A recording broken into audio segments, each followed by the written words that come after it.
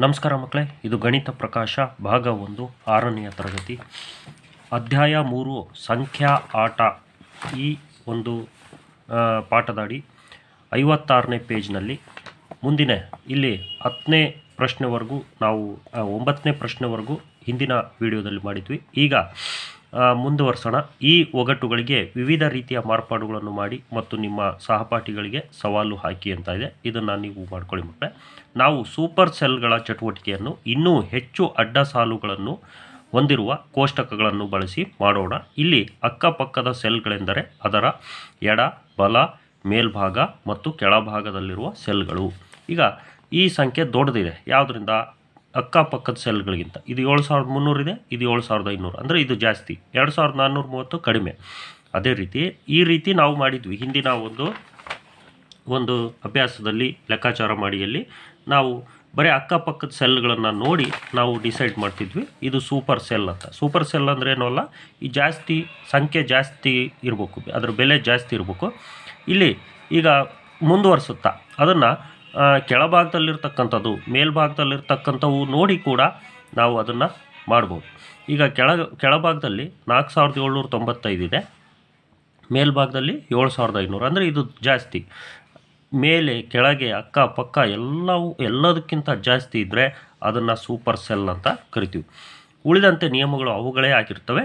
ತನ್ನ ಅಕ್ಕಪಕ್ಕದ ಸೆಲ್ಗಳಲ್ಲಿರುವ ಸಂಖ್ಯೆಯು ಎಲ್ಲ ಸಂಖ್ಯೆಗಳಿಗಿಂತ ದೊಡ್ಡದಾಗಿದ್ದರೆ ಆ ಸೆಲ್ ಸೂಪರ್ ಸೆಲ್ ಆಗುತ್ತದೆ. ಕೋಷ್ಟಕ 1ರಲ್ಲಿ 8632, ಅದರ ಅಕ್ಕಪಕ್ಕದ ಸಂಖ್ಯೆ 4580, 8280, 4795, 1944ಗಳಲ್ಲಿ ಅತಿ ದೊಡ್ಡ ಸಂಖ್ಯೆಯಾಗಿದೆ. ಅಂದರೆ ಈ ಸಂಖ್ಯೆ ಹೇಳ್ತಾ ಇದ್ದಾರೆ. ಇಲ್ಲಿ ಸುತ್ತ ಇರ್ತಕ್ಕಂಥ 4 ಸಂಖ್ಯೆಗಳು ಇದು ಇದು ಇದು ಇದು ಈ ಸಂಖ್ಯೆಗಳಿಗಿಂತ ಇದು ದೊಡ್ಡದಾಗಿದೆ. ಇದು ಅಷ್ಟೇ. 6034 ಯಾವ್ಯಾವ ಸಂಖ್ಯೆಗಳಿಗಿಂತ ದೊಡ್ಡದಾಗಿದೆ? ಇದಕ್ಕಿಂತ ಮತ್ತು ಇದಕ್ಕಿಂತ. ಇದು ಪಕ್ಕದ ಸಂಖ್ಯೆ, ಇದು ಮೇಲಿನ ಸಂಖ್ಯೆ, ಇದಕ್ಕಿಂತ ಇದು ದೊಡ್ಡದಾಗಿದೆ. ದೊಡ್ಡದಾಗಿರ್ತಕ್ಕಂಥ ಸಂಖ್ಯೆಯೇ ಸೂಪರ್ ಸೆಲ್ ಅಂತ. ಈಗ ಕೋಷ್ಟಕ 2 ಕೋಷ್ಟಕ 2 1, 0, 6, 3 ಮತ್ತು 9 ಅಂಕಿಗಳನ್ನು ಬೇರೆ ಬೇರೆ ಅನುಕ್ರಮದಲ್ಲಿ ಬಳಸಿ ಮಾಡಿದ 5 ಅಂಕಿಯ ಸಂಖ್ಯೆಯಿಂದ ತುಂಬಿ.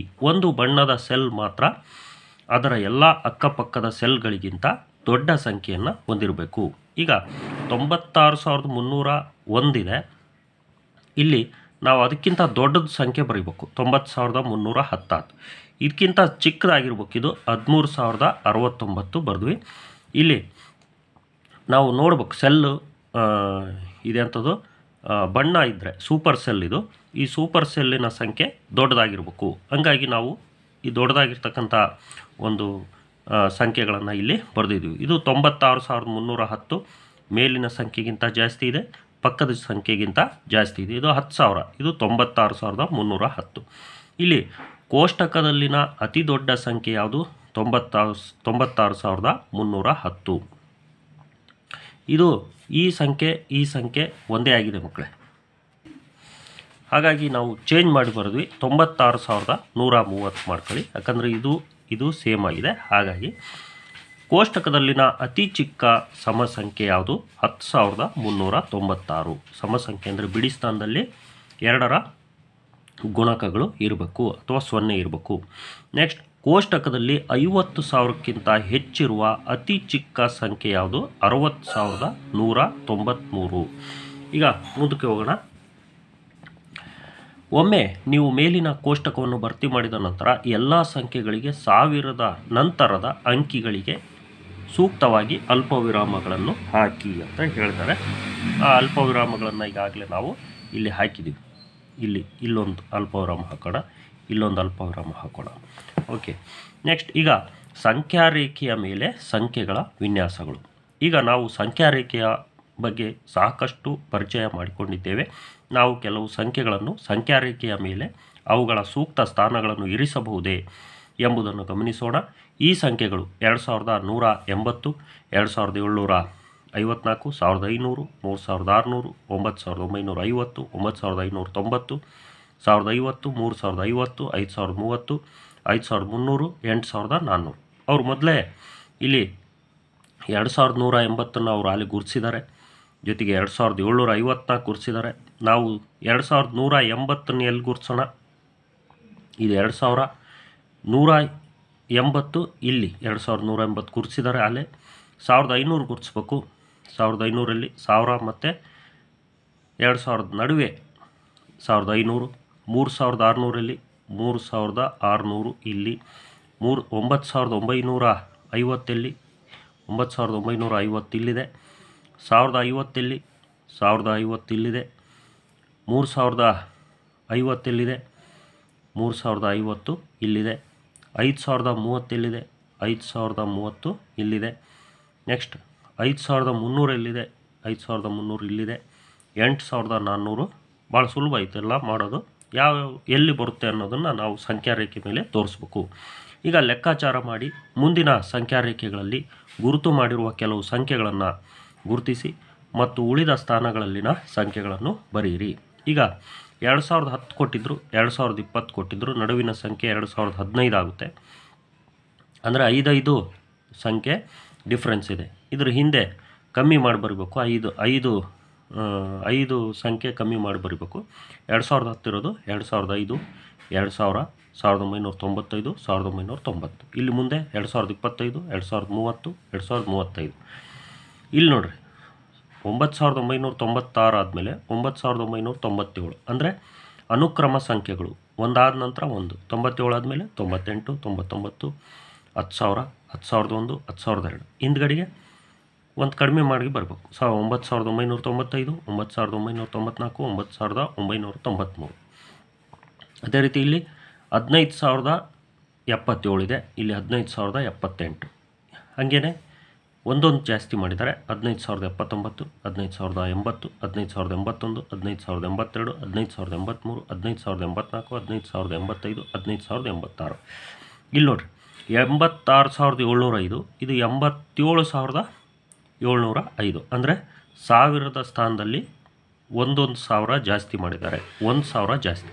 ಅಂದರೆ ಇದು 88,705, ಇದು 89,705, ಇದು 90,705, ಇದು 91,705, ಇದು 92,705. 86,000ದಲ್ಲಿ 1,000 ಕಡಿಮೆ ಮಾಡಿದರೆ 85,000. ಇದು 84,705, 83,705. ಮೇಲಿನ ಪ್ರತಿ ಸಂಖ್ಯಾ ರೇಖೆಯಲ್ಲಿ ಅತಿ ಚಿಕ್ಕ ಸಂಖ್ಯೆಗೆ ವೃತ್ತವನ್ನು ಹಾಗೂ ಅತಿ ದೊಡ್ಡ ಸಂಖ್ಯೆಗೆ ಬಾಕ್ಸನ್ನು ಹಾಕಿರಿ. ಈಗ ಇದರಲ್ಲಿ ಅತಿ ಚಿಕ್ಕ ಸಂಖ್ಯೆ ಯಾವುದು? ಇದು ವೃತ್ತ ಹಾಕಬೇಕಂತೆ. ಅತಿ ದೊಡ್ಡ ಸಂಖ್ಯೆನ ಬಾಕ್ಸ್ ಹಾಕಬೇಕು. ಇದು ವೃತ್ತ, ಇದು ಬಾಕ್ಸ್. ಇದು ವೃತ್ತ, ಇದು ಬಾಕ್ಸ್. ಇದು ವೃತ್ತ, ಇದು ಬಾಕ್ಸ್. ಅತಿ ಚಿಕ್ಕ ಸಂಖ್ಯೆ, ಅತಿ ದೊಡ್ಡ ಸಂಖ್ಯೆ ಗುರುತಿಸೋದು ಕೂಡ ಭಾಳ ಸುಲಭ. ಈಗ ಅಂಕಿಗಳೊಂದಿಗೆ ಆಟ. ನಾವು ಸಂಖ್ಯೆಗಳನ್ನು 1, 2, 3 ಹೀಗೆ ಬರೆದು ಮುಂದುವರಿಸುತ್ತೇವೆ. ಇವುಗಳಲ್ಲಿ 1 ಅಂಕಿಯ 9 ಸಂಖ್ಯೆಗಳಿವೆ. 2 ಅಂಕಿಯ, 3 ಅಂಕಿಯ, 4 ಅಂಕಿಯ ಮತ್ತು 5 ಅಂಕಿಯ ಸಂಖ್ಯೆಗಳು ಎಷ್ಟು ಇವೆ ಎಂಬುದನ್ನು ಕಂಡುಹಿಡಿಯಿರಿ. ಎಷ್ಟು ಸಂಖ್ಯೆಗಳಿದಾವೆ? 1ರಿಂದ 9 ಎಷ್ಟು ಸಂಖ್ಯೆಗಳಿದಾವೆ? 90 ಇದಾವೆ. 2 ಅಂಕಿ ಸಂಖ್ಯೆಗಳು ಟೋಟಲ್ಲು 99 ಇದಾವೆ. ಅದರಲ್ಲಿ 9 ಎಂಥವು 1 ಅಂಕಿ ಸಂಖ್ಯೆ ತೆಗೆದರೆ ಅಲ್ಲಿಗೆ 90 2 ಅಂಕಿ ಸಂಖ್ಯೆಗಳು. 3 ಅಂಕಿ ಸಂಖ್ಯೆಗಳು 999 ಈ 99 ತೆಗೆದುಬಿಟ್ರೆ 900 ಸಂಖ್ಯೆಗಳು 3 ಅಂಕಿ ಸಂಖ್ಯೆಗಳು. 4 ಅಂಕಿ ಸಂಖ್ಯೆಗಳು 9,000, 5 ಅಂಕಿ ಸಂಖ್ಯೆಗಳು 90,000 ಇದ್ದಾವೆ. ನೆಕ್ಸ್ಟ್